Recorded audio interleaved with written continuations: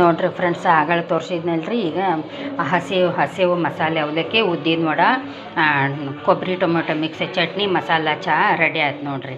ಈಗ ದಿನಾಲು ಉಳ್ಳಾಗಡ್ಡಿ ಹಚ್ಚಿ ಟೊಮೆಟೊ ಹಣ್ಣು ಹಾಕಿ ದಪ್ಪನ ಅವಲಕ್ಕಿ ತೊಯ್ಸಿ ಮಾಡ್ಕೊಂಡು ತಿಂದು ಬೇಸರಾಗಿರ್ತೈತಲ್ಲ, ಒಂದೊಂದು ಸಲ ಹಿಂಗೆ ಮಾಡ್ತೇನೆ. ನೀವು ಹಿಂಗೆ ಮಾಡಿರಿ, ಭಾಳ ಚಲೋ ಹಾಕೋ ಪೇಪರ್ ಅವಲಕ್ಕಿ. ನಾ ಏನು ತೋರಿಸಿದ ಅವಿಷ್ಟು ಐಟಮ್ ಇದಕ್ಕೆ ಹಾಕಿ ಒಗ್ಗರಣೆ ಹಾಕಿ, ಉಳ್ಳಾಗಡ್ಡಿ ಬೆಳ್ಳುಳ್ಳಿ ಏನು ಹಾಕಂಗಿಲ್ಲ, ಇದಕ್ಕೆ ಟೊಮೆಟೊ ಹಣ್ಣು ಹಾಕಂಗಿಲ್ಲ. ಮೇಲೆ ಒಂದು ಸ್ವಲ್ಪ ಹಸಿ ಕೊಬ್ಬರಿ ಲಿಂಬೆಹಣ್ಣು ಹಿಂಡಿ ಬಿಟ್ಟರೆ ಭಾಳ ಚಲೋ ಹಾಕವು. ಇವು ಉದ್ದಿನ ಹಿಟ್ಟಿತ್ತಲ್ಲ, ನಿನ್ನಿದೆ ಒಂದು 4 ಉದ್ದಿನ ವಡೆ ಮಾಡಿಕೊಂಡೆ. ನಂತರ ಮಸಾಲೆ ಚಹಾ ಮಾಡೇನಿ.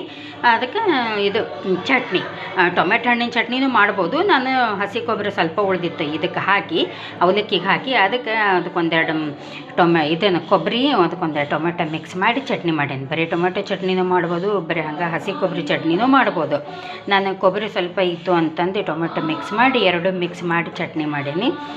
ಈಗ ಇದನ್ನ ಹಾಕ್ಕೊಂಡು ತಿಂದ್ರೆ ಭಾಳ ರುಚಿ ಆಕತ್ತೆ ನೋಡ್ರಿ. ಈ ಥರ ಅವಲಕ್ಕಿ ಒಂದು ಸಲ ಟ್ರೈ ಮಾಡಿರಿ, ಭಾಳ ಅಂದ್ರೆ ಭಾಳ ರುಚಿ ಆಕತ್ತೆ ನೋಡ್ರಿ. ನಾನು ಯಾವಾಗಾರ ಹಾಕ್ಲೆಲ್ಲ ಮಾಡೇ ಮಾಡ್ತೇನೆ ನಾನು.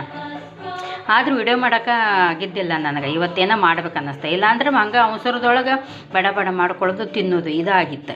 ಅದಕ್ಕೆ ಇವತ್ತು ಸ್ವಲ್ಪ ವಿಡಿಯೋ ಮಾಡಿಂದ ತಿಂದ್ರತ ಅಂತೇಳಿ ವಿಡಿಯೋ ಮಾಡಾಕತ್ತೇನೆ. ಈ ಥರ ಹಸಿ ಅವಲಕ್ಕಿ ಕೊಬ್ಬರಿ ಎಷ್ಟು ಹಾಕ್ತೀರ ಅಷ್ಟು ರುಚಿ ಆಕತ್ತೆ ನೋಡ್ರಿ. ಅದು ಕೊಬ್ಬರಿ ವಡೆ, ಅದೇ ಟೊಮೆಟೊ ಕೊಬ್ಬರಿ ಮಿಕ್ಸ್ ಚಟ್ನಿ, ಮಸಾಲ ಚಹಾ, ನಾ ಇಷ್ಟು ಕುಡಿಯಾಕತ್ತೇನೆ ನೋಡ್ರಿ. ನೀವು ಒಂದು ಸಲ ಟ್ರೈ ಮಾಡಿರಿ ಹಿಂಗೆ.